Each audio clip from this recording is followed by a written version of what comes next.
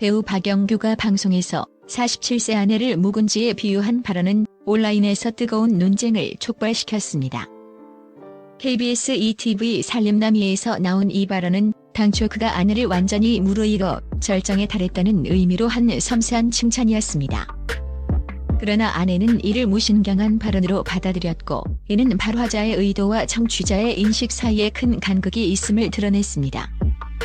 이 사건은 단순히 사적인 대화를 넘어 아내가 직장 동료들로부터 이 별명으로 불리게 되면서 그녀의 개인 생활에까지 영향을 미쳤습니다.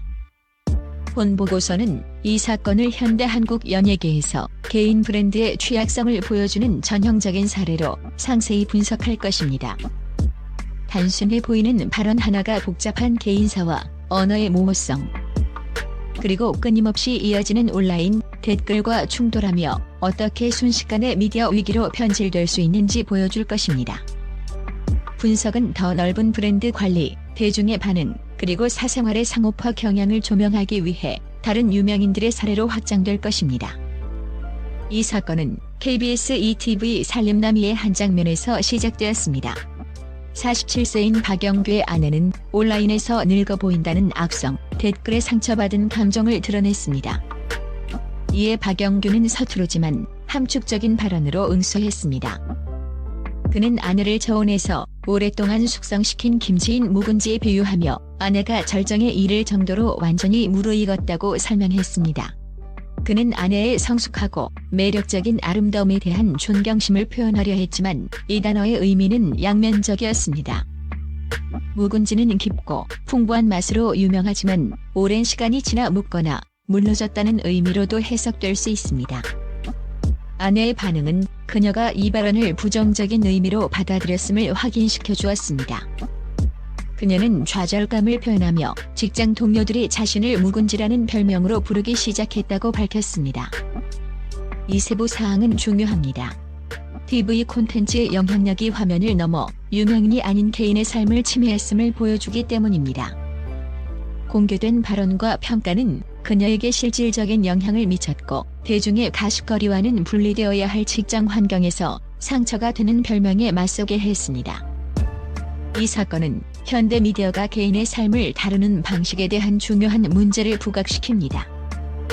리얼리티 예능이 사생활과 공적인 삶의 경계를 모호하게 만들면서 박영규의 아내처럼 유명인이 아닌 출연자들은 특히 더 취약해집니다.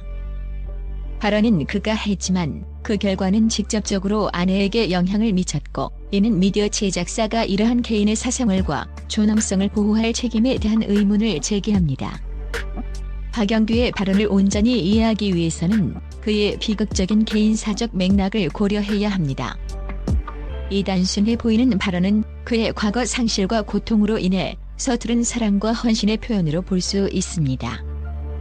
그는 4번의 결혼과 2004년 교통사고로 외아들 박달을 잃는 아픔을 겪었습니다. 이 비극적인 사건은 그를 무너지게 했고, 아픔을 극복하기 위해 드라마 해신 촬영을 중단하고 몇 년간 연예계를 떠나게 했습니다. 그는 또한 여러 번의 실패한 결혼 생활을 경험했으며 투병 중이던 2번째 아내가 그를 자유롭게 해주기 위해 이혼을 결정한 적도 있습니다.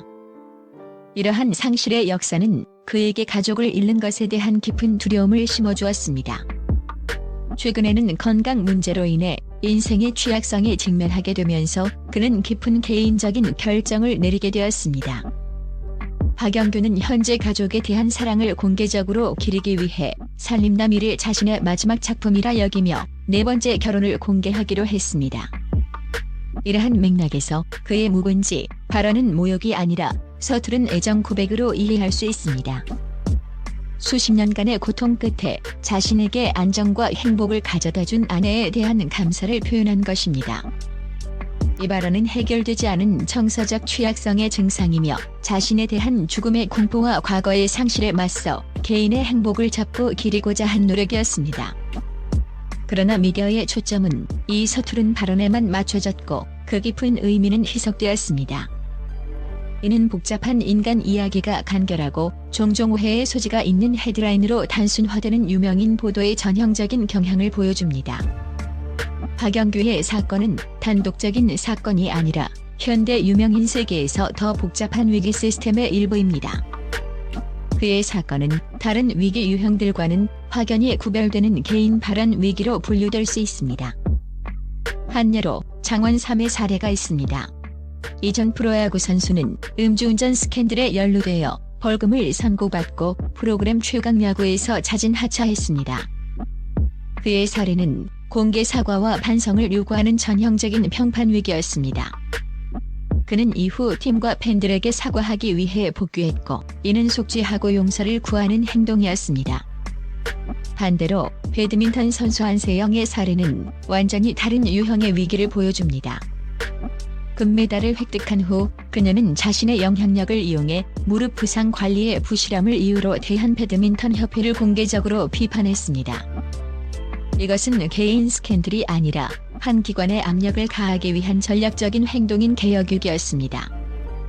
안세영은 사과를 구하는 대신 자신의 성공을 활용해 시스템적인 변화를 추진했습니다. 또 다른 사례는 불꽃 야구를 둘러싼 법적 분쟁입니다.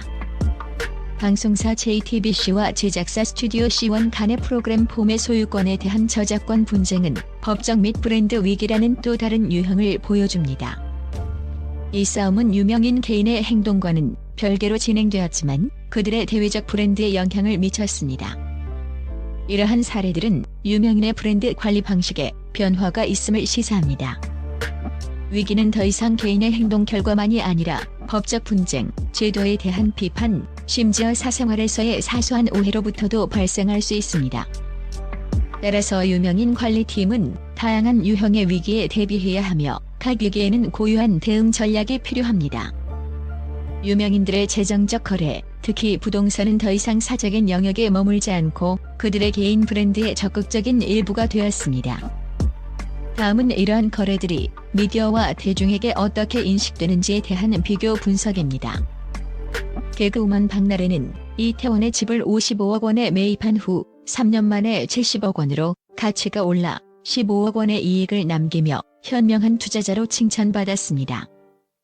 그녀의 이야기는 영리하고 성공적인 사람이라는 브랜드를 강화했습니다. 반대로 역시 개그맨인 이수고는 아내의 신장 이식 수술비를 마련하기 위해 상암동 건물을 매각했습니다. 그는 초기 매입가인 13억 원보다 훨씬 높은 30억 원의 건물을 팔았지만 이야기는 재정적 이익에 초점을 맞추지 않았습니다. 대신 이 거래는 이타적인 행위로 칭송받았고 그를 헌신적인 남편이라는 이미지로 굳혔습니다. 충성심과 사랑에 대한 이야기가 거래의 상업적 측면을 완전히 압도하며 그의 개인 브랜드 가치를 높였습니다. 또 다른 사례로 강호동은 강남의 건물을 166억 원에 매각하여 초기 매입가인 141억 원 대비 25억 원의 차익을 남겼습니다. 그러나 미디어 보도는 세금, 비용, 기회비용을 고려하여 이를 실질적 손해라고 불렀습니다. 서류상 이익이 있었음에도 불구하고 대중의 서사는 재정적 실수에 초점을 맞추며 대중의 거래를 인식하는 방식을 형성했습니다. 이러한 예들은 새로운 경향을 보여줍니다. 유명인의 자산에 대한 서사는 종종 실제 재정적 수치보다 더 중요합니다. 성공적인 투자는 영리한 브랜드를 강화하는 반면 관대한 행동은 충성도를 얻게 합니다. 심지어 수익성 있는 거래조차도 그 이야기가 신중하게 관리되지 않으면 실패로 간주될 수 있습니다. 박영규의 사건과 본 보고서의 비교 분석은 현대 유명인의 브랜드가 복잡하고 다면적인 실체임을 보여줍니다. 이는 연기 재능, 개인 생활, 정서적 역사, 그리고 재정적 자산의 교차점이며 이 모든 것이 대중의 감시를 받습니다. 박영규의 묵은지 발언은 제대로 관리되지 않은 사적인 순간이 어떻게 전체 서사를 탈선시키고 발화자와 청취자 모두에게 상처를 입힐 수 있는지 보여주는 전형적인 사례입니다. 그 발언은 사랑에서 비롯되었을지라도 그와 가까운 사람들만이 알 수 있는 맥락의 부족으로 인해 완전히 오해받았습니다. 장원 3, 안세영의 사례와 박나래, 이숙은, 강호동의 부동산 거래는 위기와 브랜드 서사의 유형이 극적으로 변화했음을 보여줍니다. 위기는 도덕적 위반, 제도적 도전 또는 특정 방식으로 전달된 재정적 이야기에서 비롯될 수 있습니다. 유명인은 더 이상 무대 위의 예술가가 아니라 살아있는 브랜드이며 그들의 삶의 모든 측면이 공공자산의 일부가 됩니다.